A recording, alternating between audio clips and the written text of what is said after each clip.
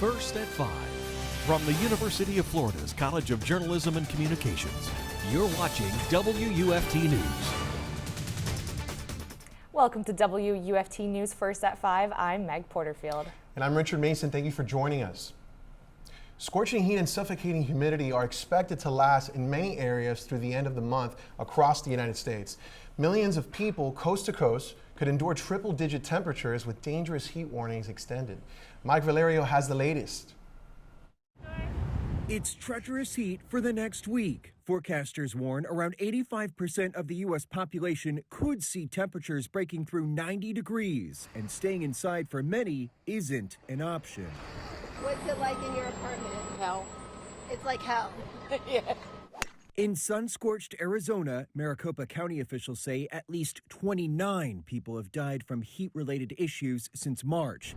Dallas reported its first heat-related death of the year as teams work to help the city's homeless. We got a few people we put in hotels. They all thought they were having a heart attack and they were dehydrated. Relief is up and running at cooling centers coast to coast. I can't be out in the heat too much because I get really nauseated. And since we've been here, it's been really nice. In Philadelphia, a heat health emergency is extended through Sunday. And in Washington, D.C., its heat emergency is effective through Monday morning. In the South and Midwest, fields are drying up. Not enough food to feed cattle, forcing some ranchers in Texas to sell early. We're taking young cows in the prime of their life and they're getting turned into hamburger meat. We're selling them just out of desperation because you don't want to mistreat the animal and make it starve. I'm Mike Valerio reporting. Floridians are no stranger to the heat, Meg. Absolutely, Richard. A new analysis from Climate Central looked at the nighttime temperatures in 11 cities across Florida. The group found that summer minimum temperatures overnight have warmed nearly twice as fast as the summer maximum temperatures during the day. The average rise in nighttime temperatures is 2.9 degrees across Florida. In Gainesville, nighttime temperatures have risen 1.7 degrees on average since 1970. To read more on this story, head to WUFT's website. Warmer nighttime temperatures could mean a greater risk for heat-related illnesses as well. The CDC recommends staying in air conditioning as much as possible. If you must go outside, schedule outdoor activities carefully, wear sunscreen, pace yourself while exercising, and drink plenty of fluids. They also urge people to keep children and pets out of hot cars and bring plenty of water for animals when going on outdoor walks. We're definitely feeling that heat. We'll get a break. I hope so. WUFT's Mariana Larsen joins us now with the weather forecast. Mariana, any good news? Unfortunately, we aren't getting a break from this heat anytime soon, but stick around with me and later in the show, I'll tell you just how hot it's going to be. Right now, let's take a look at our heat index though. Right now in Gainesville, it's feeling like 93. Ocala's feeling like 98, and Crystal River like 78. Lucky them. Remember to stay cool, make sure you're drinking lots of fluids. Now let's look into tonight. The good part is that we are seeing a dip in temperatures, but just by a little bit. Tonight the lows are going to be in the mid-70s, and we also are going to have some rain in the early night hours. They're going to stick around until the 10 p.m., 11 p.m. time zone, and then by the morning we should see that rain all go away. Back to you. At the death penalty trial for Parkland gunman Cruz, some of the first officers who responded are taking the stand. Coral Springs Police Captain Nicholas Megh testified today. He found the body of an adult outside the freshman building as soon as he arrived. That victim was Coach Aaron Feast, who was shot and killed while trying to protect students. Cruz killed a total of 17 people and wounded 17 others. He pled guilty last October, but a jury trial is needed to make a recommendation about the death penalty or life in prison. Longwood, Florida police say a father is the suspect in the stabbing of 2 children. The attack happened early yesterday morning when the mother was not at home. A 4-year-old girl died from her injuries, and her 12-year-old sister walked a mile to McDonald's to get help. She was rushed to the hospital in critical condition. Police say the father's stab wounds appear to be self-inflicted. An overcrowded boat of would-be migrants ended up grounded off South Florida. The Coast Guard and Miami-Dade police boats responded to the overloaded vessel. There were more than 100 people, mostly from Haiti, packed on the sailboat. The Coast Guard distributed life vests, food, and water. After medical checks, a few people needed hospital care. The Coast Guard expects to take most of them back to their home countries. Staffing shortages at overcrowded animal shelters is a nationwide problem. Yeah, Megan, it's a problem we're also seeing unfold locally. WFT's Brenna DeLong tells us what steps the county is taking to reverse the overcrowding. That's right, Richard. I spent the day at the county shelter while a free adoption event was underway. The goal here is to create space in the shelter for new animals to be brought in, and of course, to find that forever home.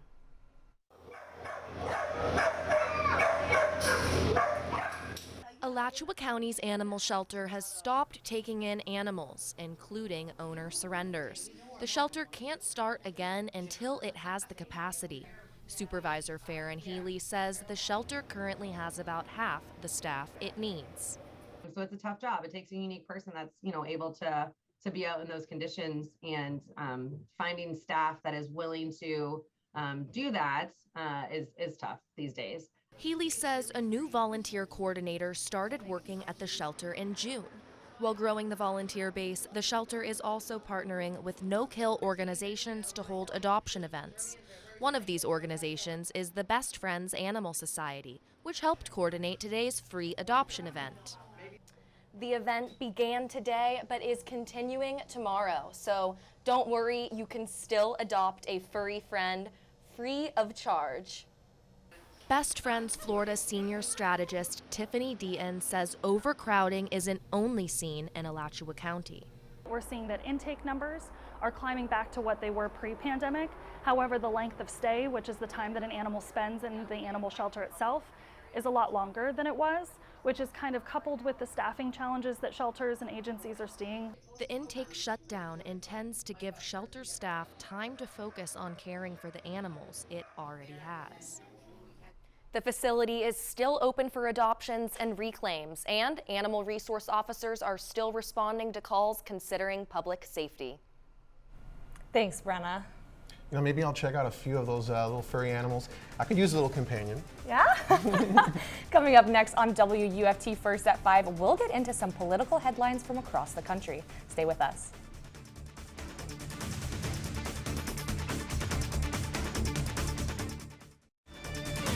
You're watching WUFT TV News. Welcome back to WUFT First at 5 News. We have a lot of political news for you today. Let's get into some of these headlines. Former President Trump strategist Steve Bannon is found guilty on 2 counts of contempt of Congress for ignoring the January 6th Select Committee. The decision comes after just 3 hours of deliberation. Bannon's sentencing is scheduled for October 21st. He will face a mandatory prison sentence of 30 days at a minimum and up to 1 year behind bars. He could be fined anywhere between $100 to $1,000. There's some good news for families with infants. President Biden signed the Formula Act of 2022 into law today. The Formula Act amends the harmonized tariff schedule to temporarily suspend rates of duty on imports of certain infant formula products and for other purposes. These tariffs will be suspended until the end of the year. It may be a step in the right direction to helping aid the formula shortage. However, the FDA has said the problem is going to, quote, take a while to fix, despite tons of imports and improvements in domestic production.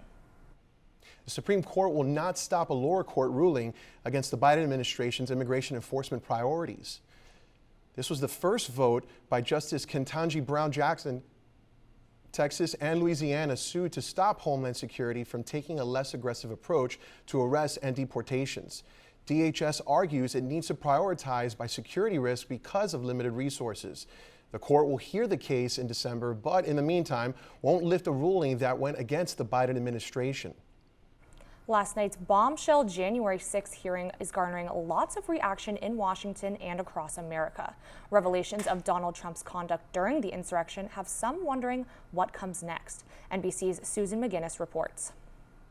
When I started the White House, the January 6th committee concluding in its final summer hearing, Donald Trump was derelict in his duties when he refused to stop a mob from terrorizing the Capitol, a mob he incited. Keep pushing. We need strong, angry patriots. The evidence presented has all eyes turning to the Justice Department. I sure as hell hope that Merrick Garland has an open criminal investigation into Donald Trump. Some say proving guilt beyond a reasonable doubt is too steep a climb for prosecutors. Others say the law is clear. There is a federal criminal statute that criminalizes an insurrection, as well as criminalizing inciting an insurrection. A conclusion reached after Trump made no attempt to call for help that day. You got an assault going on the Capitol of the United States of America. And there's nothing. No call, nothing. Gauging Americans' reaction, revealing the stark national divide. He incited the riot. I think that there are some charges that they could, that can stick on him. I don't think it's a big deal. I mean, a bunch of protesters march into the Capitol and take selfies. Striking many as a pivotal moment, the president taping an address to the nation the day after the attack. This election is now over. Congress has certified the results. I don't want to say the election's over. A president refusing to admit his loss, an assertion that persists to this day. It'll be interesting to see how this will continue to unfold, Richard. No, I agree, Meg. Let's check in on weather. Mariana, how's it looking out there? Looking outside, it looks pretty rainy right now, but the real question is it going to rain tomorrow? Stick around to find out.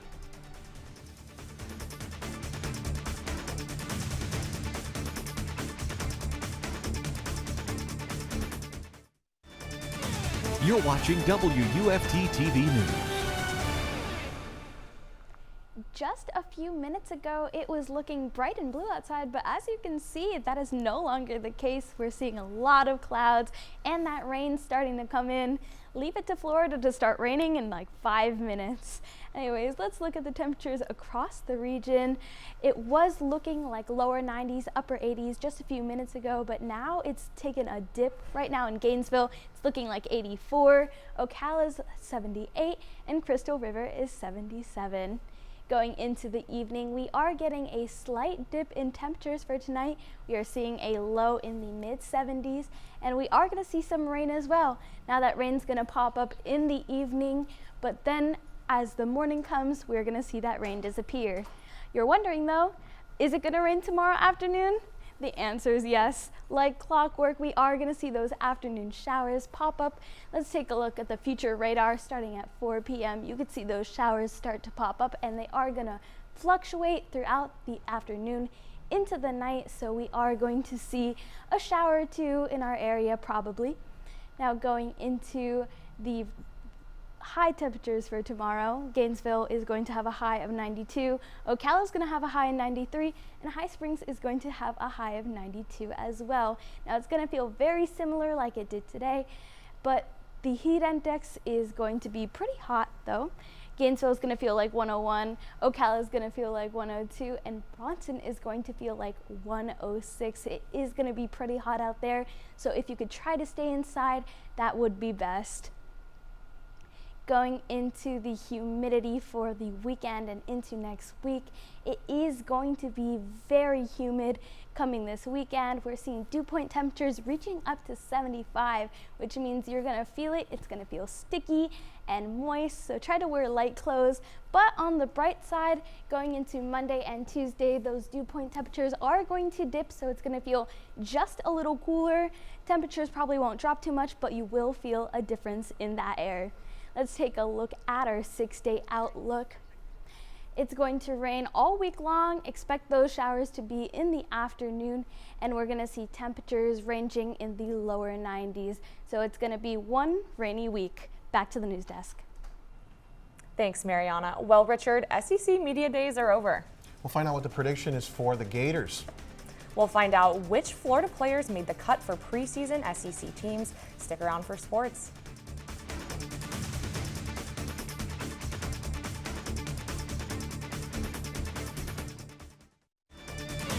You're watching WUFT-TV News.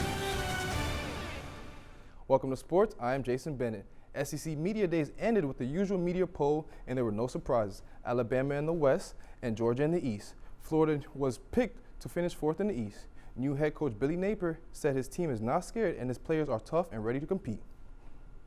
5 Gators made the preseason All-SEC teams. Osiris Torrance is a first-team pick, and Brandon Cox Jr. made the second team.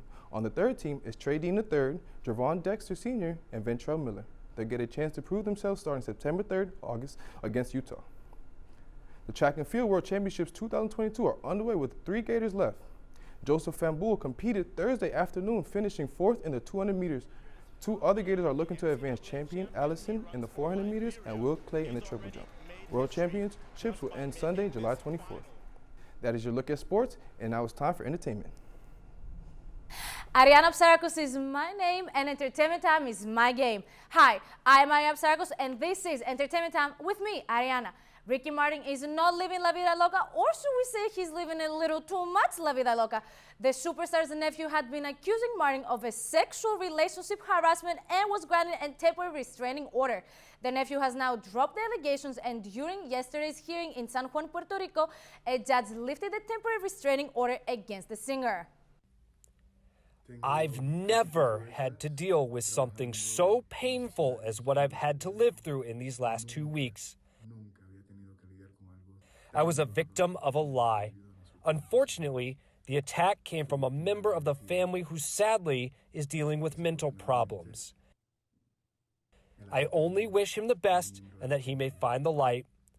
And now, on some quick Hollywood news, Jennifer Lopez, or should I say Jennifer Affleck, and Ben Affleck have tied the knot 20 years later. Beyoncé released the track list of her new album, Renaissance, and last but not least, a rumor about Kylie Jenner having a bridal shower was cleared up by Kourtney Kardashian. If you're going to Rolling Loud in Miami this weekend, I am jealous of you. Do not forget to take pictures and send them to me on my social media. I am Ariana Psarakos, and that's up to today's dose of entertainment news. Hope to see you next time. It's that time of year when crowds, stocky graybeards, hit the stage at Key West. Maybe someday, Richard, you too can look like Ernest Hemingway, but you have a long way to go. Yesterday was Hemingway's birthday, so aspiring Ernest paraded across the stage at Sloppy Joe's bar. More than 100 people are competing for the title of Papa, a nickname adopted by the author. The Hemingway hopefuls are judged by previous contestant winners.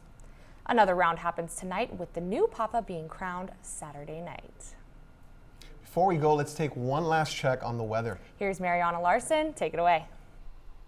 In terms of the weather, tomorrow is going to look very similar to what it did today. We're going to see some sunshine in the morning, but by the afternoon, we are going to get those showers, and we have lows in the lower 90s. Let's take a look at the 6-day forecast. Expect to see rain in the afternoon all week long, and those temperatures to stay in the lower 90s. Back to the desk. BBC World News is next, and the PBS NewsHour is coming up at 7. But remember, your Florida news is always on at WUFT.org. Have a great night.